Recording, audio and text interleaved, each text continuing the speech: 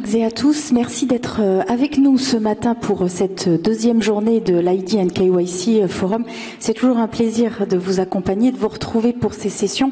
Et donc, on poursuit nos échanges, puisque hier, on a effectivement bien remis à la fois le client, le citoyen, le consommateur au cœur des usages du numérique et donc au cœur des mutations technologiques. Et là, on va revenir avec notre invité sur comment l'identité numérique peut notamment améliorer le quotidien du citoyen. Plusieurs sujets donc avec Eric Salobir, président de la Human Technology Foundation. Eric, merci beaucoup d'avoir accepté notre invitation et d'être avec nous. Alors peut-être quelques mots pour nos invités. La Human Technology Foundation a réalisé des travaux, notamment un groupe de travail avec Project Liberty, et vous avez notamment focalisé votre attention sur 4 verticales: la protection de l'enfance, la santé, le vote en ligne et puis la responsabilité dans la création de contenus synthétiques. Et là, vous l'avez compris, on parle forcément d'intelligence artificielle et de l'IA générative. On va y revenir. Et effectivement, dans chacun de ces travaux, vous avez aussi regardé comment l'identité numérique pouvait être un vecteur porteur, protecteur pour notamment les plus vulnérables. Et on va y revenir peut-être avec le premier point d'attention. Et je sais que c'est un sujet qui est très important pour vous, Eric, la protection des mineurs notamment.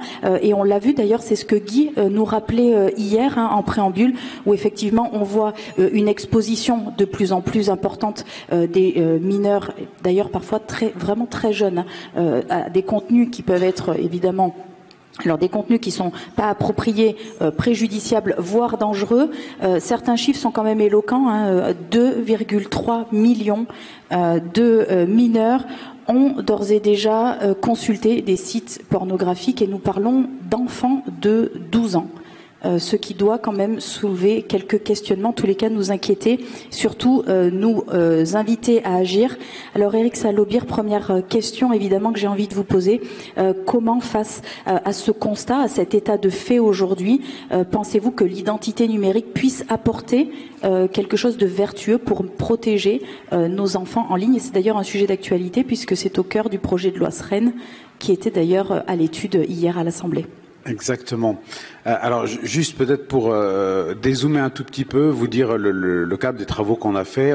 Il y a 1 an et demi, le gouvernement du Canada nous avait demandé de les aider à bâtir une public policy autour de l'identité numérique, des bonnes pratiques qui pourraient s'appliquer à toutes les provinces qui étaient par définition pas du tout d'accord entre elles, et on les avait accompagnés en faisant quelque chose qui était quand même assez large, techno-agnostique, et juste après ça, des partenaires comme La Poste, comme Thales et d'autres membres de notre fondation nous ont demandé de traduire ces grands principes en bonnes pratiques concrètes que des professionnels pouvaient directement appliquer. Et c'est là qu'on a choisi ces grandes verticales, ces groupes de cas d'usage qui nous semblaient être les plus utiles. Alors après, on continuera bien entendu à travailler autour de l'identité numérique sur d'autres façons d'apporter de l'utilité aux citoyens. Et pour répondre à votre question, moi, je pense que quand on parle des enfants en ligne, en fait, il y a 3 grands types de risques. Le premier, effectivement, c'est l'accès à des contenus complètement inappropriés. Alors, vous parlez de 12 ans, malheureusement, pour les garçons. En France, ça commence à être à partir de 6 ans. On n'imagine pas trop comment c'est possible, mais c'est possible en utilisant le téléphone du grand frère ou dans la cour de récréation, etc. Et donc, effectivement, ça veut dire une exposition à la sexualité bien avant qu'émerge une affectivité correspondante. Donc, ça pose un problème de structuration personnelle. Ça pose une autre difficulté, c'est que ça leur donne l'impression que finalement, être nu devant une caméra, c'est à peu près normal. Et la moitié des contenus pédopornographiques sont fournis par les enfants eux-mêmes sans aucune contrainte, tout simplement parce qu'ils ont l'impression que tout le monde fait ça. Et là, inutile de vous dire que les pédophiles se régalent. Et donc, ça, c'est une première difficulté. L'autre difficulté, elle n'implique pas d'adultes. C'est lorsque des enfants vont harceler d'autres enfants en ligne. Et là, on a une difficulté qui est la tension entre maintenir l'anonymat, et vous savez bien qu'en ce moment, c'est le grand débat à l'Assemblée nationale, maintenir l'anonymat d'un côté, parce que si un jour la France devient une démocratie illibérale, on sera content de pouvoir indiquer notre point de vue tout en nous protégeant, et en même temps être capable de repérer les harceleurs et de les neutraliser. Et puis le troisième point, bien entendu, c'est la pédophilie par elle-même, c'est des adultes qui se font passer pour des enfants. Mais nous, on a surtout travaillé sur ce premier cas de la preuve d'âge, parce qu'il y a des lois qui normalement font que les sites de pornographie doivent vérifier l'âge de leurs utilisateurs. Bien entendu, s'il y a juste un bouton sur lequel il faut certifier sur l'honneur qu'on a plus de 18 ans, c'est quand même une protection qui est proche du zéro absolu. Et donc, en fait, on se rend compte que l'identité numérique peut apporter beaucoup en termes de certification de l'âge et de preuve de majorité. Et on va dire tout ce qui a été tenté jusqu'à présent, la difficulté, c'est que ça impliquait soit une carte d'identité, soit une carte bancaire, et bien entendu, personne n'utilisait ça. Donc en fait, tout le monde bypassait, et si les adultes bypassent, les enfants aussi. Et donc en fait, le big step up, vraiment l'amélioration qu'on a apportée, c'est un travail autour de la certification avec un double anonymat, c'est-à-dire en fait passer par une application qui sait que vous avez besoin de prouver votre majorité, mais qui ne sait pas pourquoi, et le site pornographique ne sait pas non plus qui vous êtes. Donc dans ce cas-là, il y a une protection de l'anonymat de l'utilisateur. Alors on parle de pornographie, mais on peut parler aussi de paris en ligne, on peut parler d'acheter de l'alcool ou des feux d'artifice dangereux, etc. Pour tout ça, effectivement, ça permet ce double anonymat de protéger l'anonymat de l'utilisateur et ça met en place un tiers de confiance. Et puis on pousse aussi pour avoir des applications multi-usages, c'est-à-dire que si c'est seulement pour garantir votre majorité, le gros danger, c'est qu'on se doute bien que c'est pour des trucs d'adultes, et donc il y a beaucoup de gens qui vont pas vouloir les utiliser. Alors que si c'est la même application qui permet d'avoir, par exemple, votre permis de conduire en ligne, qui vous permet de faire un certain nombre de démarches et qui permet de prouver votre majorité, dans ce cas-là, effectivement, la preuve de majorité, c'est comme un side product, c'est quelque chose de on va dire de socialement beaucoup plus acceptable, et c'est ce qu'on pousse à faire avec peut-être le troisième point, c'est une interopérabilité, c'est-à-dire qu'en ce moment chaque pourvoyeur de solutions veut vendre sa solution à un site internet, et si vous avez 10 sites internet différents et 5 ou 6 solutions différentes, vous n'allez pas toutes les installer sur votre téléphone, et le danger c'est qu'au bout d'un moment, là aussi, de guerre lasse, vous trouviez un moyen de bypasser. Éric Salobir, quel business model pour les certifications des identités? Alors c'est justement toute la difficulté, c'est que pour le moment, elles sont les entreprises qui fournissent ces solutions sont payées par l'utilisateur, c'est-à-dire par le site qui demande la certification, à la redevance, c'est-à-dire à l'utilisation. Donc ils n'ont pas du tout intérêt à ce qu'il y ait une interopérabilité, et on est un peu dans la même difficulté que, on va dire, les plateformes de musique. Si vous vous abonnez à une, vous avez accès à peu près à tout le catalogue, alors que les plateformes vidéo, si vous vous abonnez à une, vous avez accès à un bout du catalogue, et il faudrait avoir 5 abonnements différents pour pouvoir voir à peu près tout ce qui existe sur le marché. Et d'où les difficultés que rencontrent les plateformes vidéo, c'est qu'en fait, la compétition paradoxalement, par certains aspects, peut s'avérer toxique. Et donc nous, on pousse plutôt à un business model qui soit multi-usage, une espèce de délégation de services publics à des tiers de confiance, et ça pourrait en partie être financé par le gouvernement. Et bien entendu, ce ne serait pas seulement sur la question de la preuve de l'âge, mais ce serait sur l'ensemble des services que ça pourrait rendre aux citoyens. Et là, de l'argent public pourrait être investi. Autre sujet toujours au cœur de l'actualité, nos données de santé. Comment l'identité numérique, selon vous, selon les travaux que vous avez réalisés, pourrait permettre à la fois de protéger ces données de santé, de les rendre évidemment accessibles à la bonne personne dans le temps imparti. On sait que le temps peut parfois changer beaucoup de choses, notamment dès lors qu'il s'agit effectivement de l'état de santé d'une personne, mais aussi en termes de gouvernance. Alors, la donnée de santé, elle est complexe parce que elle est multiforme. C'est-à-dire que d'un côté, il y a vos radios, vos scanners, etc., le contenu de vos analyses. Et puis, moi, j'ai une montre connectée et elle recueille des données de santé. Et 70% des données de santé sont des données non cliniques. Donc, c'est-à-dire qu'ils sont pas dans le système de santé. Et donc, en fait, elles n'ont pas le même degré, on va dire, de sensibilité. Et la question, c'est de savoir comment est-ce qu'on connecte tout ça. Et il y a plusieurs types d'utilisateurs. C'est-à-dire, il y a moi qui veux savoir combien de pas je fais par jour. Il y a mon médecin qui a besoin d'avoir la vision de la plus panoramique possible de mon état de santé, de façon à pouvoir poser le diagnostic. Ah, mais vous m'aviez pas dit que, vous savez, la fameuse question, est-ce que vous faites du sport? Est-ce que vous consommez de l'alcool? Ça, c'est à un moment, il y a du déclaratif, mais il y a aussi de la donnée qu'on peut récupérer.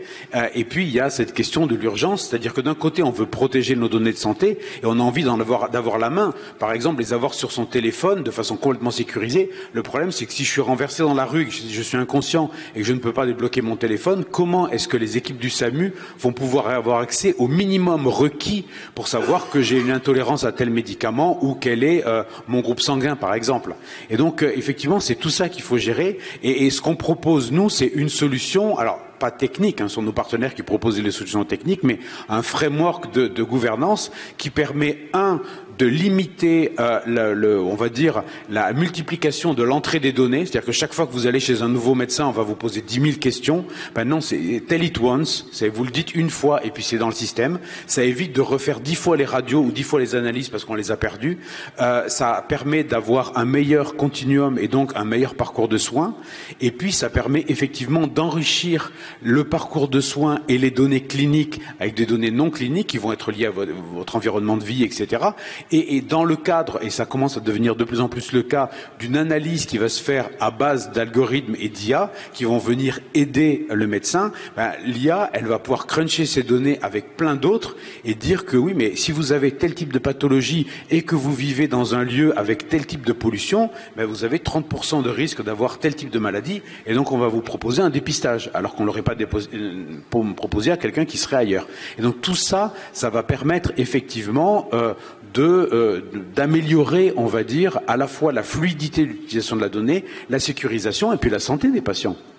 Merci Eric. Alors un autre sujet, parce qu'effectivement l'actualité, vous le savez, est dense. 2024, plus de 60% du PIB mondial va se rendre aux urnes, donc des élections qui vont s'échelonner sur l'ensemble de la planète. Et donc effectivement le vote en ligne, alors évidemment, n'est pas encore accessible dans beaucoup de pays. Cela représente alors à la fois une question d'accessibilité, là encore, d'inclusivité pour beaucoup, pouvoir accéder à ce droit de vote dans un domaine démocratique évidemment.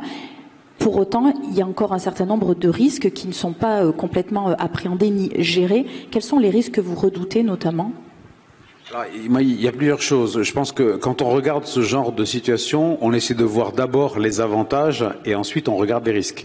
Et les avantages, j'ai pris mon petit déjeuner il y a quelques jours avec le maire d'une ville de taille moyenne en France qui me disait qu'il arrivait de moins en moins à trouver des bénévoles pour tenir les bureaux de vote, pour dépouiller. Et donc en fait, à un moment, notre démocratie est un peu en danger tout simplement parce qu'il n'y a plus personne pour la faire tourner. Et puis, on voit bien, d'élection en élection, le taux de participation baisse. Donc la question, c'est notamment parmi les jeunes. Donc la question, c'est comment est-ce qu'on va permettre à des jeunes qui sont plutôt connectés de participer? Comment est-ce qu'on va réduire le besoin en bénévoles dans les bureaux de vote? C'est effectivement en pouvant mettre en place une application. Et là, c'est pareil. Le multipurpose permettrait à l'application sur laquelle est votre carte d'identité aussi de voter. Vous pourriez recevoir une notification en push en disant tiens, c'est aujourd'hui les élections. Et puis vous avez la liste des candidats et vous votez. Et ça permettrait même éventuellement d'étendre, parce que pour le moment on vote quand on doit, donc il y a un certain nombre d'élections qui sont dans le calendrier, mais je pense au modèle d'une démocratie plus directe comme la démocratie suisse, et je sais que ça se fait dans un certain nombre de communautés et de collectivités locales, en fait la possibilité de lancer des votes ou des référendums autour de décisions citoyennes locales, et là si vous recevez une notification qui vous dit voilà, la municipalité met au vote, est-ce que vous souhaitez qu'on investisse tant de millions pour construire une piscine en centre-ville? Oui, non. Et vous avez un petit descriptif et vous votez. On aurait probablement un engagement beaucoup plus fort. Alors effectivement, il y a un risque de fraude, mais si ce n'est pas des élections législatives ou présidentielles ou européennes, ce risque de fraude, finalement, il est assez compensé par une augmentation de l'investissement des citoyens. Moi, je préfère qu'il y ait 3% de fraude, mais 30% des citoyens qui aient voté, ou 40% pour décider de la construction de la bibliothèque municipale, parce parce que là, on va dire, c'est vraiment les gens qui s'engagent, pas juste le conseil municipal qui décide d'engager les deniers publics dans quelque chose. Donc ça, c'est toute la partie positive. Et effectivement, les limites, bien entendu, c'est que tout le monde n'a pas accès au terminal, tout le monde n'a pas les compétences pour pouvoir utiliser ce genre d'outils. Et donc, il est évident que ça ne peut venir qu'en complément d'outils tangibles et de bureaux de vote où vont se rendre, par exemple, des personnes âgées ou des personnes qui sont moins favorisées, qui n'ont pas accès à ça. Ça, c'est la première chose. Et puis la deuxième, c'est que un téléphone, c'est pas un isoloir. Et donc, même si on sécurise complètement l'information de bout en bout, même si on la crypte, etc., on ne sera jamais sûr à 100% que la personne qui vote sur son téléphone, elle n'est pas soumise à des pressions, alors que normalement, une fois qu'on est dans l'isoloir, même si les parents, le mari ou que sais-je, exercent une pression forte sur une personne, la personne peut très bien décider de voter autre chose, et ça, personne n'en sait rien. Et donc, effectivement, là aussi, on prône l'utilisation de technologies, par exemple, qui utiliserait les deux caméras, donc la caméra frontale pour vous identifier et l'autre caméra, la caméra principale de l'appareil pour vérifier que vous êtes seul dans la pièce. Donc si vous êtes seul dans une pièce, ça devient un peu un isoloir. Et donc il y a des moyens de contourner ces difficultés et effectivement de faire en sorte que l'identité numérique contribue à une revitalisation de la démocratie et notamment d'une démocratie locale. Alors une dernière question, Eric Salobir, et je l'ai évoqué tout à l'heure, sur l'intelligence artificielle. On ne peut pas ne pas en parler ici sur le InCyber Forum. Évidemment, l'intelligence artificielle générative et notamment la question qu'elle pose dans la protection des droits à propriété intellectuelle, notamment dans l'utilisation qui en est faite pour générer des contenus systématiques. Quel rôle voyez-vous aujourd'hui dans cette identité numérique? Comment est-ce que les technologies pourrait permettre d'avancer sur cette dimension? Alors là, c'est une verticale un petit peu différente parce que ça implique pas seulement l'identité numérique, mais si vous voulez signer, il faut d'abord vous authentifier. Il faut d'abord qu'on soit sûr que ce soit vous. Et donc en fait, ce serait comme un side product, un élément supplémentaire. Mais effectivement, on voit de plus en plus maintenant qu'on a la difficulté de vérifier, d'authentifier les contenus soit générés par des IA ou avec l'aide d'IA, soit qui pourraient être transformés par des IA. Et la question, c'est si vous êtes un journaliste et que vous recevez une dépêche Reuters, par exemple, est-ce que vous êtes certain, selon le type de canal, que la dépêche n'a pas été falsifiée entre-temps? Et ça prend un dixième de seconde, un millième de seconde. La même chose pour une photo, la même chose pour une vidéo. Et comment est-ce qu'on peut garantir ça? Et une bonne façon de le garantir, c'est effectivement d'utiliser des principes de signature électronique qui permettront ensuite de savoir que le mail que vous avez reçu, il y a un bandeau vert qui dit bien que c'est exactement à la virgule près ce qui a été envoyé. Donc ça, c'est très important parce que ça permet de sécuriser l'information dans on va dire, dans un temps de fake news où de plus en plus on voit bien que la confiance de l'opinion publique est en chute libre, même vis-à-vis des médias, parce qu'on voit bien que, en fait, ce qu'on voit, on n'est plus certain que ce soit la réalité, ce qu'on entend, on n'est plus certain que ce soit la réalité. Je peux tout à fait faire chanter à Edith Piaf du Daft Punk, c'est extrêmement facile maintenant avec une IA, et du coup, ça permettrait cette sécurisation, mais ça permettrait aussi une protection des droits d'auteur, parce que, effectivement, ça permettrait de signer et donc de garantir la propriété d'un contenu. Et ça, c'est extrêmement important. Mais c'est vrai qu'on a, et c'est peut-être par ça que je terminerai, une problématique qu'on n'a pas réussi à craquer complètement. Et cette problématique, c'est la tension qui existe entre, d'un côté, la volonté qu'on a au sein de l'Union européenne de protéger les droits d'auteur et donc de faire en sorte que les grandes plateformes qui entraînent des large models sur du contenu puissent rémunérer les fournisseurs et les propriétaires de ce contenu. C'est vrai que si quelque part Google vient scraper toute la presse locale et vous faire un digest qui va reprendre les éléments des articles, la presse locale ne touche pas d'argent et ne vend pas de publicité, et ça c'est un problème. Et en même temps, on voit que des pays comme le Japon ont fait le choix de donner un accès total pour l'entraînement à la totalité de leur contenu, pour faire en sorte que la culture japonaise soit vraiment représentée dans l'entraînement de ces modèles et que donc on n'ait pas des modèles qui soient majoritairement des modèles anglo-saxons et des modèles de culture nord-américaine. Je discutais avec un artiste d'origine nord-africaine, il me disait, si j'essaie de créer un univers avec une inspiration nord-africaine sur Midjourney, c'est quasiment impossible. À un moment, ça ressemble automatiquement à Tatooine. En gros, je fais du Star Wars. Et c'est vrai qu'on a ce risque de créer avec l'IA une espèce de nouvelle tour de Babel qui parle essentiellement une langue et qui a essentiellement une culture. Et si nous, les Européens, on veut, et j'en discutais avec un certain nombre de membres du gouvernement qui travaillent justement sur cette question-là, de notre identité culturelle et de sa représentation au niveau international, et notamment de la francophonie, à un moment, il va falloir aussi qu'on accepte de partager un peu nos données.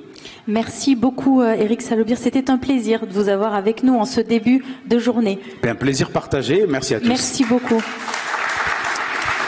Alors, je vous invite bien sûr à rester et les échanges se poursuivent autour évidemment de l'intelligence artificielle et du KYC. Comment optimiser vos parcours numériques, comment améliorer l'engagement client. Et je vous laisse entre les mains de Mathieu Potrimol. Très belle journée à toutes et à tous.